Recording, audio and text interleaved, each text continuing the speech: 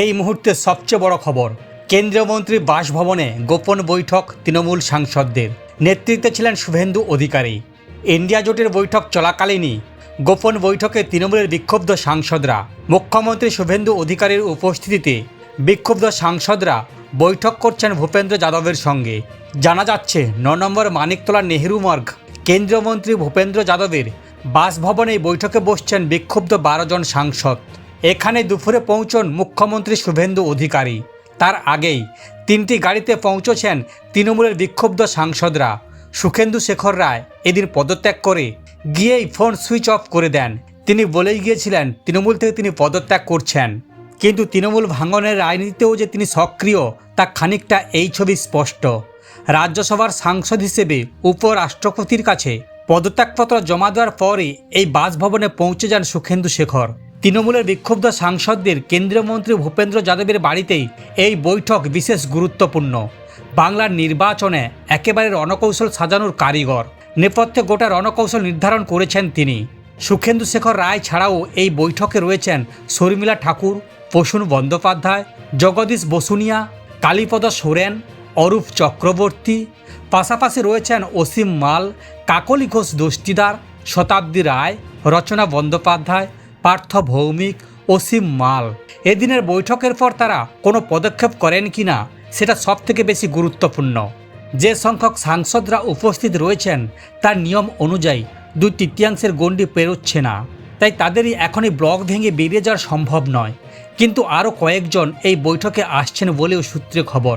রাজনৈতিক বিশ্লেষকদের বক্তব্য, যদি এই সাংসদরা বিজেপির সঙ্গে সরাসরি মার্চ করে যান তাহলে দলত্যাগ বিরোধী আইনে তাদেরকে আটকানো কোনোভাবেই সম্ভব হবে না।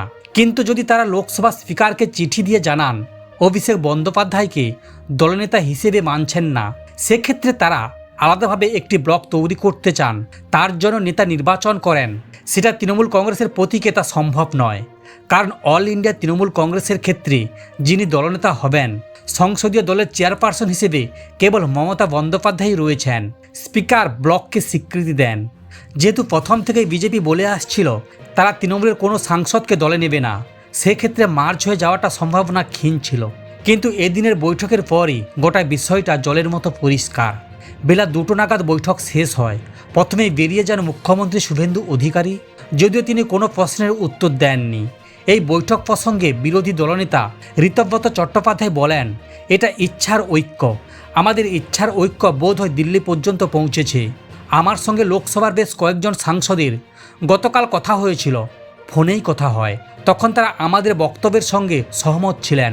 পার্লামেন্টারি পার্টির অধিকাংশ মেম্বার যদি একত্রে বসে তার থেকে ভালো আর কিছু হতে পারে না। কেন্দ্রীয় প্রতিমন্ত্রী সুকান্ত মজুমদার বলেন, আমরা প্রথম থেকেই বলতাম তৃণমূলে প্রচুর পরিমাণে অন্তদ্বন্দ্ব রয়েছে, তা আরও একবার স্পষ্ট হচ্ছে। এই দলে আর কেউ থাকতে চাইছে না, পাপের ভাগিদার আর কেউ হতে চাইছে না। তৃণমূলের কাউকে কি তাহলে নেবেন? এই বিষয়ে রাজ্য সভাপতি শ্রমিক ভট্টাচার্য তিনি বলেন, বিষয়টি পরে জানতে পারবেন। তৃণমূল কংগ্রেসে বড় ধাক্কা।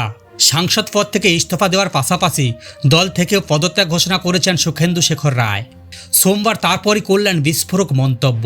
তৃণমূল নিয়ে সমালোচনায় মুখর হলেন বর্ষিয়ান নেতা। তৃণমূলের রাজ্যসভার সাংসদ পদ থেকে ইস্তফা দিয়েছি, দল থেকেও পদত্যাগ করছি। এরপরই একের পর এক বিস্ফোরক অভিযোগ তোলেন তিনি।